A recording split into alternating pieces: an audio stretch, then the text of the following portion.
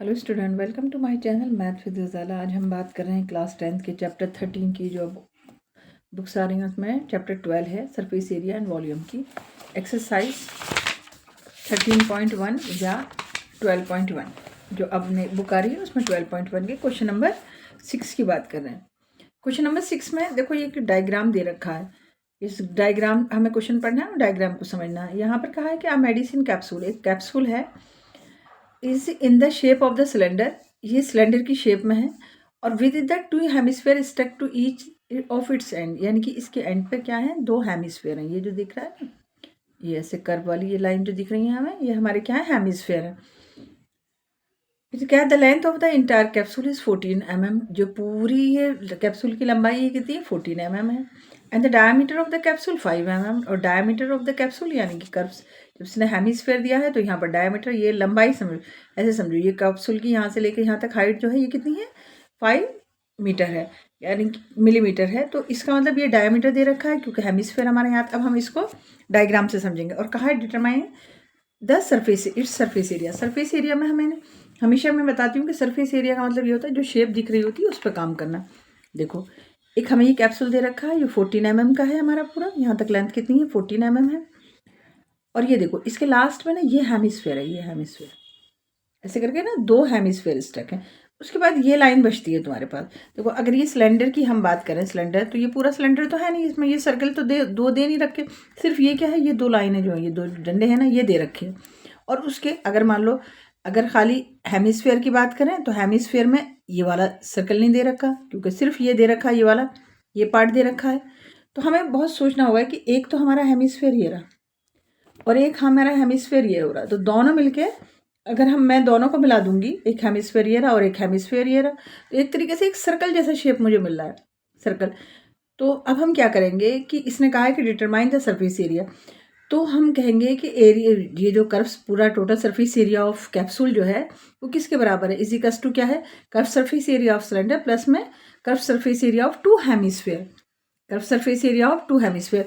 D हमें दे रखा है 5 mm, तो आर हमारा क्या हो जाएगा 5/2, क्योंकि लेंथ भी mm में है और डायमीटर भी mm में है, तो इसमें हमें कोई चेंज करने की ज़रूरत ही नहीं है। तो हम पहले पूरा लिख देते हैं।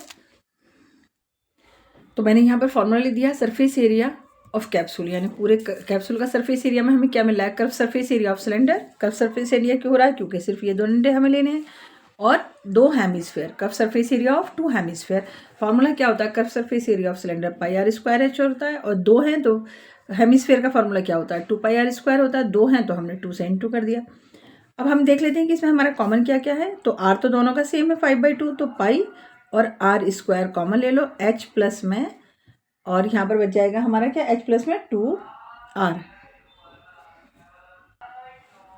2πrh। Curve surface area of cylinder हमारा क्या होता है, 2πrh। तो हम यहाँ पर कॉमन ले लेंगे 2πr, हम क्या ले लेंगे, 2πr ले लेंगे हम यहाँ पर। तो हमारे यहाँ पर क्या बच जाएगा, h प्लस में 2r। कर्व सरफेस एरिया है तो कर्व सरफेस एरिया का फॉर्मूला होता है 2πrh, और प्लस में 2 हेमिस्फेयर है तो 2πr²। तो 2 हमने यहाँ पर क्या कॉमन ले लिया, 2 इसमें भी है, यहाँ पर भी है, पाई यहाँ भी है, यहाँ भी है, और एक आर यहाँ से, दोनों में आर है क्योंकि आर दोनों का सेम है, तो हमने यहाँ से आर कॉमन ले लिया। तो हमारे पास बच गया h प्लस में 2r। अब हम इसकी वैल्यू डाल देते हैं, क्योंकि पाई की हमें वैल्यू गिवन नहीं है तो 22/7 ही लिखा जाएगा। 22/7, r हमारा क्या है 5/2 है, h हमें कितने दे रखे हैं ये। अब देखो, अब यहाँ पर मुझे सिलेंडर की हाइट भी चाहिए, तो सबसे पहले हम हाइट और निकालते हैं। देखो हाइट क्या है, देखो यहाँ से r, ये मैंने बताया है जो हेमिस्फीयर का r होता है ना वही उसकी हाइट होती है। तो क्योंकि सिलेंडर तो सिर्फ मेरा यहाँ तक आ रहा है ना, यहाँ से यहाँ तक, तो मुझे ये तो हटाना पड़ेगा। मतलब जैसे r मेरा दे रखा है 5/2, मैं 2 से डिवाइड करूँगी तो मेरा कितना हो जाएगा 2.5, तो 2.5 मुझे यहाँ से हटाना पड़ेगा और 2.5 मुझे यहाँ से हटाना पड़ेगा, तब मेरा क्या है, हाइट ऑफ सिलेंडर निकल जाएगी। तो हम यहाँ पर लिखते हैं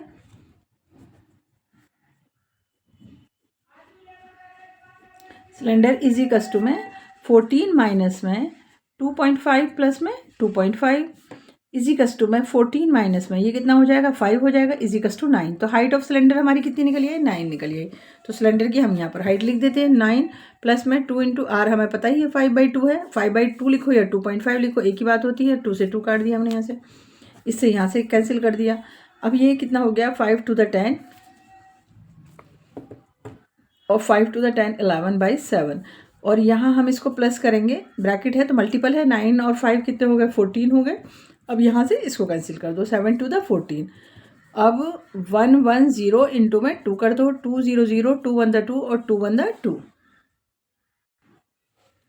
तो हमारा सरफेस एरिया कितना निकल आया कैप्सूल का, 20 mm में है तो mm लिख दो, 220 mm, 220 mm निकल आया। हमने क्या करा, पहले हमने ये देखा कि इसने हेमिस्फेयर दे रखे हैं कि एंड में जो है 2 हेमिस्फेयर है, तो पहले हमने उसको देखा। हेमिस्फेयर का हमें मालूम है जो इसका आर होता है वो इसकी हाइट होती है, तो सबसे पहले हमने यहाँ से आर 5/2 करा, 2.5 हो गया, डिवाइड करा जब हमने इसको, तो 2.5 यहाँ लिखा, 2.5 यहाँ लिखा। अब सिलेंडर कौन सा है, सिलेंडर तो सिर्फ ये 2 लाइनें हैं, बाकी तो हेमिस्फेयर है। तो हेमिस्फेयर में से अगर हम ये हटा दें, हेमिस्फेयर हटा दें, तो हमें सिलेंडर की क्या मिल जाएगी, हाइट मिल जाएगी। हमने फॉर्मूला डाला curve surface area of cylinder plus में curve surface area of 2 hemisphere, 2πRH plus में 2 इंटू में 2πr², और हमारा आंसर आ गया 220 mm।